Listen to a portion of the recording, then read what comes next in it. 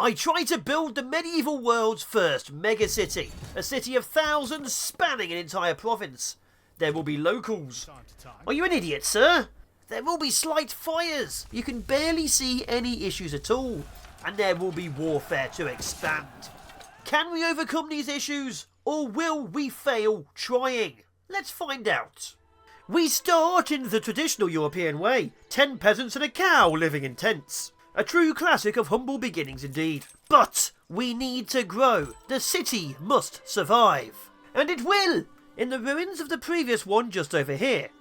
We need wood, giggity, so we deploy a woodcutter along the road here, with storage next to it. While doing that, word from our scouts suggests raiders are active and will attack us in a year's time, so we need to build up and prepare a militia. Or hire mercenaries, but I am not a fan of spending on non-locals. I order the raiders to be tracked and carried on the building effort. Further down near the ruins, we build a hunter's cabin near this very rich breeding ground of gophers, deer and poor peasants for food. Finding a rich food source is super important early game. We need this to survive and thrive, as farming takes up a lot of resources and space. With the two importance out the way and our wood growing, it is time to begin the mega city. TM. I begin by plotting out the zone to create the start of the inner city area. Housing not made of sheets. We choose right next to the old dead city. A reminder and a warning to my peasants. Marking out a section by clicking 4 points brings us different icons that mean drastically different things. The larger house icon on all of them is the actual house. The smaller house icon is a secondary dwelling we can build to cram even more poor people on one area. And finally, the hammer in the off-brand circle is a workshop zone for our peasants to practice chicken raising, weaponsmithing, dark magic, praying to the gods, stuff like that.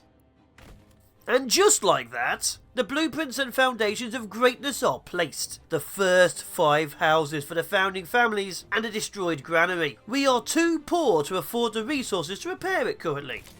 Right next to it is a temporarily permanent marketplace. Each family that makes a product, like food or fire logs, sells them at the market. Capitalism started early here, and I am not getting a single penny. Maybe they're trading with rocks or something.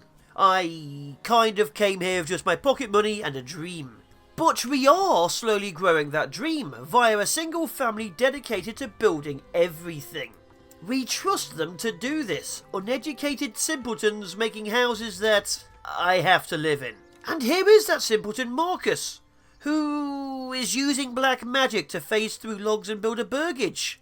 I'm pretty certain his hammer is a magic wand. This could be a problem. With witchcraft very much being at play, I build a well. This is to fight fires and drown all suspected witches like Marcus. With the first devil house built and the second one rapidly going up as the spawn of Satan gets into his strength, we are well on the way to setting up a residential zone. We need more houses, evil or not, to attract more families from richer lands so we can carry on the great expansion. Hopefully the church is lenient on us. Over yonder, the local lord has heard about our sinful ways and has troops passing through the territory to give us warning. I don't know where they're going, but I hope it is towards the bandits and not towards me. That small force is larger than my entire hamlet. Back at the hamlet, several burgages have expanded into chicken rearing. We need a variety of food to keep the peasants happy. However, this has used up the entirety of the funds I brought with me, so they better be happy. Finally, the 5th house is magicked into existence. Along with the storehouse, we now have the next stage, a small village. This gives us clout and 20 sets of spears and shields to arm a small militia. It won't defend us against the Inquisition or the other Lord, but it might give them vague pause. With that happening, we play the waiting game for more filthy peasants to arrive. However, someone else arrived instead. A degenerate is letting the bandits in and they keep stealing food and hide. With that being the case, we invest into trapping to make up the difference to keep the food flowing. Another thing flowing is the contempt of the Yellow Lord. Here is 72 infantry just wandering past my village centre. No concern or anything, just soldiers travelling past. We cannot even send out a militia as a warning right now. With that in mind, we hit 10 living spaces for the families, and as soon as my approval rises above 50% via food variety or people no longer feeling homeless, we can get more revolting peons to join the area. With time stretching endlessly and being poor, I debate if the medieval world is ready for chicken nuggets. What do you think? Should we make medieval fried chicken? Debating that, I need to check the village. I need to make sure it is ready. As a great and noble lord, I thought I'd walk around my lovely frozen village. To the market, some would say. As you can see, instead of working, they are talking to the back of a house. Instead of working, they are yelling at that tree over there. Are you an idiot, sir? With my personal walk around the village, approval is briefly rising above 50%. Not consistently, but it is. And with 2 months until raiders start appearing, we might just get people to start working and man our tiny militia. In an attempt to appease them, I build a saw pit for firewood to heat up their rooms and gain approval. A full year passes quickly. Raiders can now appear at any time, with the blessing of the Inquisition, no doubt. We are, however, finally in constant positive approval due to the eggs, peasant and venison diet, so hope rises that we gain more people soon. And great news! We are getting people very soon. Scouts have reported raiders on their way somewhere in the forest to join the village, with fire and axe. And our very first family follows! Hearing of impending bloodshed, they wanted front row seats. Great timing, guys. Great timing. And things heat up for them extremely fast because I did not see those raiders come out the forest at all. Half of the village is on fire, and I think those were the inhabited buildings. Hopefully the witch drowning well can put most of them out. They did put some out, but we have lost buildings and I'm pretty sure any resources inside of them, like weapons made out of wood and devil worshippers. Losses aside, the city must grow, so more houses are put in. Hopefully with less dark magic this time, thank you Marcus. People are moving in, and with spare families we can finally begin stage 2 of megacity. Now with more haunted ruins. With stone being needed for more sturdy and fireproof buildings, like a church to scare off Marcus, I deploy a camp on the main road, north of the village. With that in place, a temporarily permanent trade camp is set up too. We need funds, we need them badly. With the trade post set up and running, we can start selling all our planks to passing peddlers, hopefully to buy in weaponry. Weaponry we vastly need as more raiders have been spotted entering my territory. I truly think they are angered by the Witchcraft Marcus practices. We have barely 12 men to stand against them. A quick plea to my neighbour and his men intercept and fight them on the open field to our east, telling him they were thieves after his resources spurred on his forces. With minor bloodshed they are routed and I send my thanks to him for being so graceful and protective. Which I immediately take back as I realise those soldiers are taking the Goldhoff province nearby, expanding his territory against mine quite drastically. He must have heard of my discontent, however, because squads of his soldiers just casually marched through my village, sowing fear and strength that I am severely lacking right now. Consider me warned. Multiple hitching posts are built at the industrial wood junction, only oxen can drag logs, and logs are currently slowing us down at the firewood, the construction, and our exporting of planks for money. With these in place, this area should be able to support much more in future. Back in the village proper, I begin exporting hides as well as planks, because oxen are expensive and need to be bought. We need so much coin. And within literal seconds, we sell 10 hides and making enough money for an oxen, which I immediately import. 4 years in, through another winter, we are still expanding the central zone. Bandit camps do keep popping up, but we are steadily heading towards a good base. 17 families now call our city home, and if we get them armed, we can defend the city. With that on the cards, I unlock a trade route and begin importing spears due to the lack of iron near my area. The same thing goes for large shields, which are only slightly cheaper than the spears. This makes every soldier worth 33 coin. You really can put a price on a life right now, especially if they fall in combat and deprive me of their labour. And that labour is sorely needed to expand the village. More and more burgages are being placed, more roads spider webbing from the centre. Eventually we will let God back into our hearts via a church, but today is not that day. What we can build, however, after many years of being a ruin, is the granary from the original village. A part of horrifying history brought to life and used to store eggs. Which is good, as we might soon be part of history. More brigands are spotted on the horizon. Our men are just 14 strong and ill-trained, while the enemy massively outnumbers us and rushes to our border. We have to fight them on the outskirts. In a slightly desperate gambit, I built a church in the hopes that a listening God saves us, as the magics definitely didn't stop them. Sadly, nothing happens, and our men meet them on the road just outside town. 36 savages pouring through the tree line towards bedraggled peasants. I believe in them as I have to. Blade clashes against wood as we engage in the shade of the trees. Our first true battle, as the previous situation was just houses versus torches. We have greater shield size and cohesion, while they have numbers and ferocity. I do believe in them, but if we fail, it is their fault. Sadly, they do let me down, taking 4 bandits with them before finally the losses are too much and they flee back towards the village for safety. I'm not sure they'll find any, as the enemy are quite literally looting and pillaging, but who am I to judge? A soldier enters each house to loot the insides and set it on fire. This is a lot of houses at once. Maybe they really are sent by the Inquisition to purges. Great news! They didn't do much damage to the village. If you squint hard enough, you can barely see any issues at all. If anything, I think we got off lightly, but their troops stay hanging around in the village to help the locals find their way.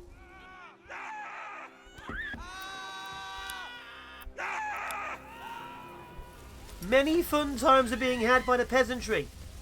Months after our great defeat, we are still rebuilding, low on money, surrounded by bandit camps, and still desperately trying to rearm our militia to stop it happening again. Luckily, the bandits have left us.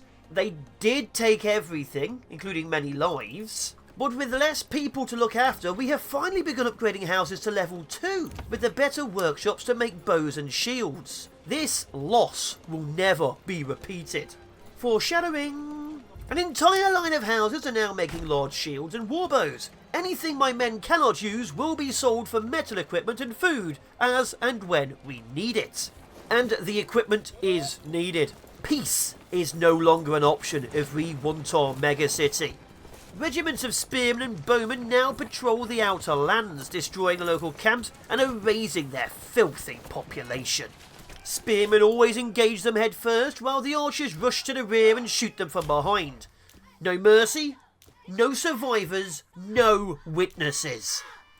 Since we started building the church and drowned Marcus, our new god has been slightly bloodthirsty.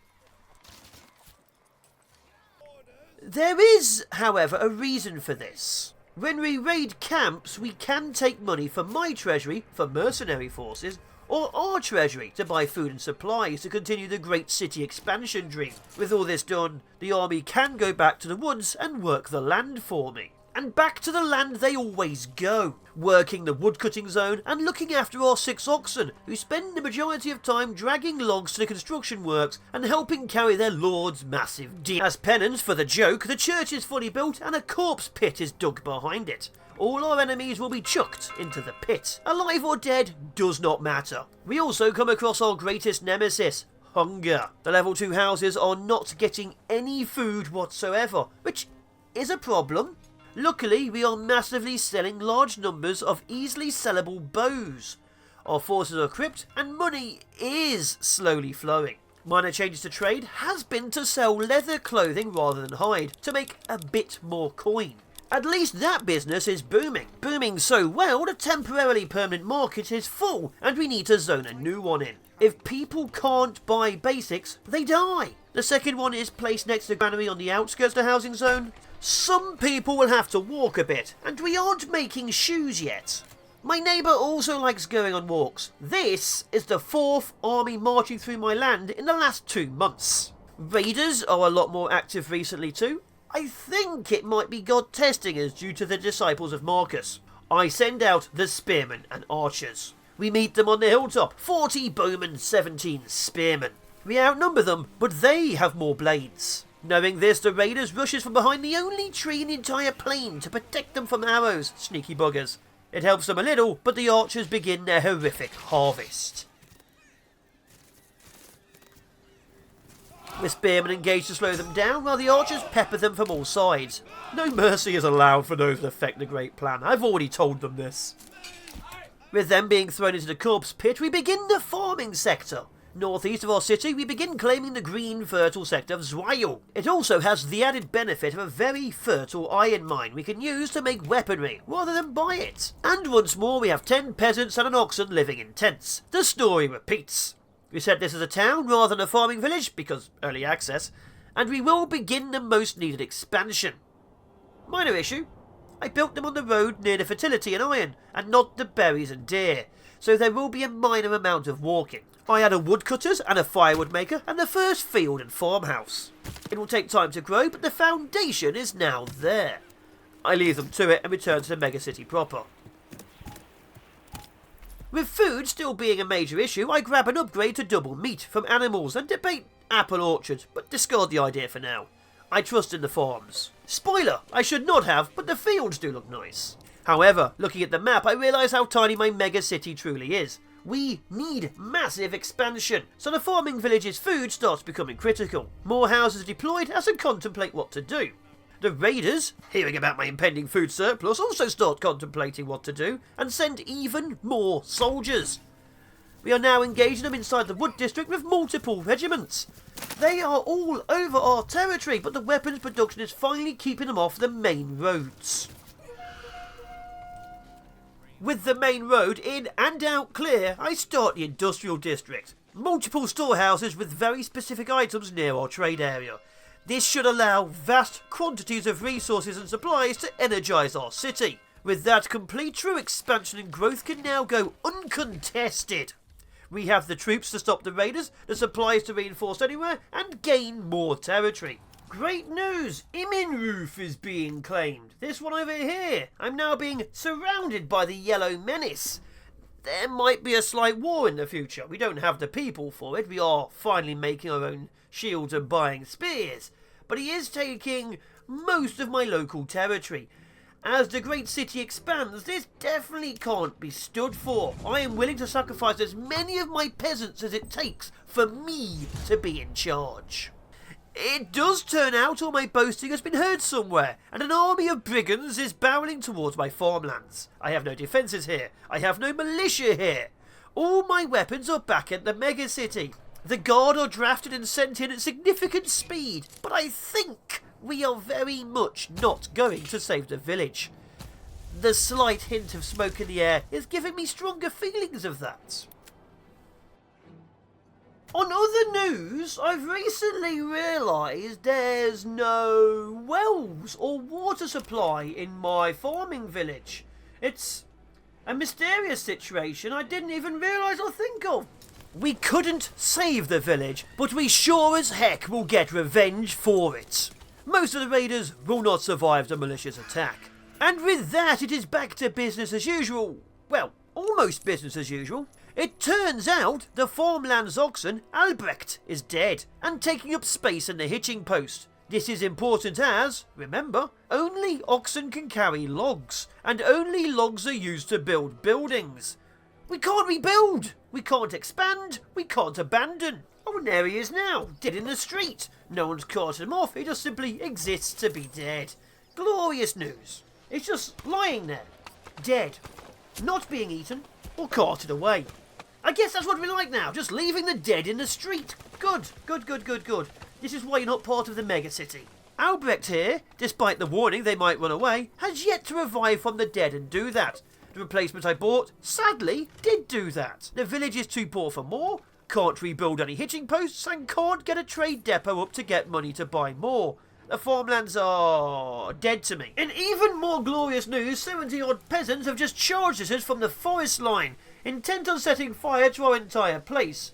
Luckily, they appear to have noticed the ongoing army trying to traverse towards them through the forest, but there's a very high chance the farming village is going to be burnt down, which is bad because 100% of the people there approve of me, despite the fact they aren't giving me food. Maybe they should die. Saving them, because I have to, I use the dark magics of Marcus to revive the oxen. Otherwise there'd be no expansions of farmlands whatsoever, and I would have wasted my time and your time. The great farmlands are now back in existence. It turns out raiders hate dark magics and necromancy, so we have again had to raise our banners and defend the homeland. Our soldiers are prepared to make them die in the fields of nowhere. And they do, because without shields, of faith and of wood, they fall to our archers and are immediately forgotten. Back at home, multiple families are complaining about hunger. Famine appears to be growing stronger.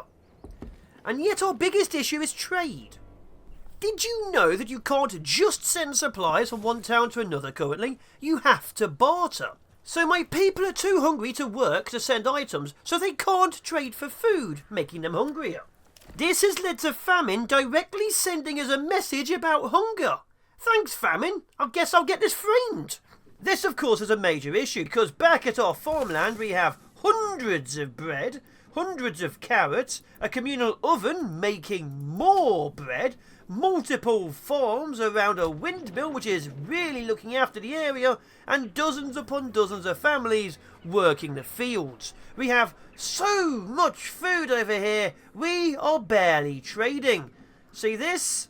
This is our only real good trader. They are transporting bread. They are transporting 20 bread. That's all we can send per time. It takes nearly a month for every 20 bread. This entire farmland has been an absolute travesty of resource wastage and time wastage.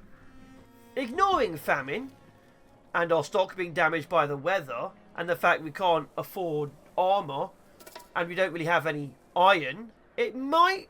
God, the bandit just stole my stuff. It might be time to give up on the experiment. I have tried everything I possibly can. But skipping outside of what we're actually doing, this version of the game is not the release version of the game.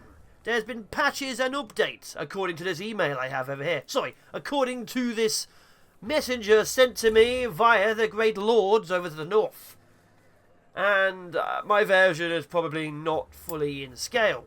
Also, we're -8 food. Not sure how. So it might be time to end game this, because I'm not sure how much more we can show.